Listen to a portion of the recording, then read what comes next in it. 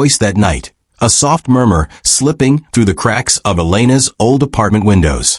She often listened to it like one listens to a story half remembered, each droplet striking glass like a word whispered just for her. The world outside was quiet, the streets glistening beneath the flickering streetlights, and the air heavy with the scent of wet earth and forgotten dreams. Elena sat near her desk, sketchbook open, a half-finished drawing of a face she couldn't quite capture staring back at her. It was the same face she'd drawn for weeks, a man with soft eyes and a crooked smile, but no matter how many times she tried, the image never felt right. It was as though the memory itself refused to be complete.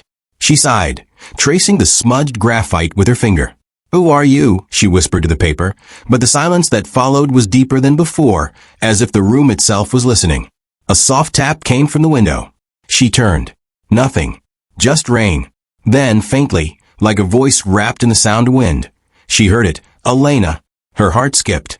The whisper wasn't from her mind. It came from somewhere beyond, yet inside her at once. The voice was familiar, warm, and hauntingly gentle. She closed her eyes, and for a brief second, an image flickered behind her eyelids. The same man from her sketches, standing in the rain, smiling. Elena gasped and stumbled back. Her pencil rolled off the table. The whisper faded, replaced by the rhythmic patter of water. She tried to laugh it off. Maybe she was just tired. Maybe she'd been staring at her drawings too long. But even as she told herself that, the air in the room felt different, charged, as if invisible threads hummed between her thoughts and something far away. The clock struck midnight. She felt a sudden pull, like gravity had shifted. Without knowing why, she picked up her coat, slipped her sketchbook into her bag, and stepped out into the night.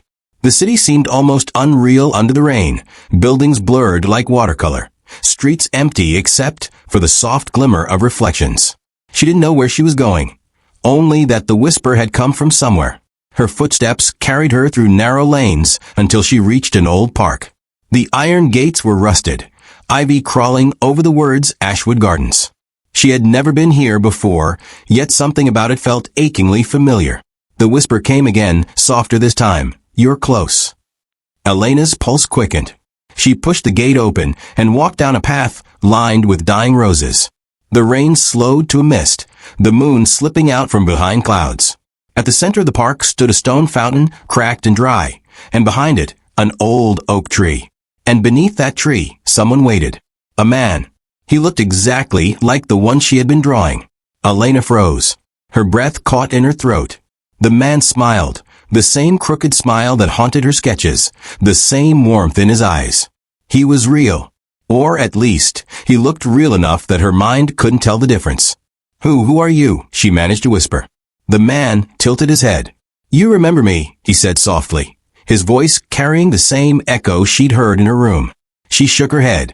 I can't." "You do," he said, stepping closer. His footsteps didn't make a sound on the wet ground.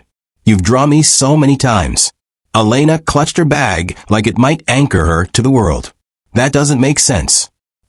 These drawings, they came from dreams." He smiled sadly. "Dreams are memories that don't know where to belong." The words hit something deep in her chest, a place she'd buried long ago. "What do you mean?" He looked past her, toward the city lights flickering through the rain. "I've been waiting for you, Elena. For years. Every whisper, every shadow. You've heard me before, haven't you?" Her throat felt tight. "This isn't real." "Then why are you shaking?" he asked gently. Elena didn't answer. Her mind screamed for reason, for logic, but her heart recognized him.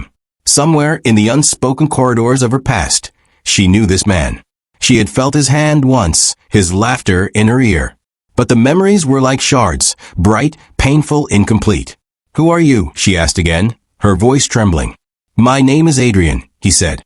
"And once, I was yours." The words struck her like thunder. Her knees nearly gave out. She stumbled back, clutching her chest. "No, I know one." "You promised you'd find me again," Adrian whispered. "Even if it took lifetimes." Elena's vision blurred. Images flashed. A meadow bathed in sunlight. Two figures lying in the grass. Laughter echoing through the wind.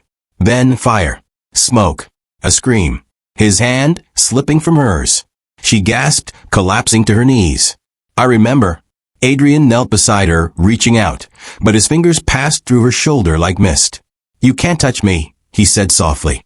"Not yet." "Why?" she sobbed. "Because you're still alive," he said, his voice breaking. "And I'm not."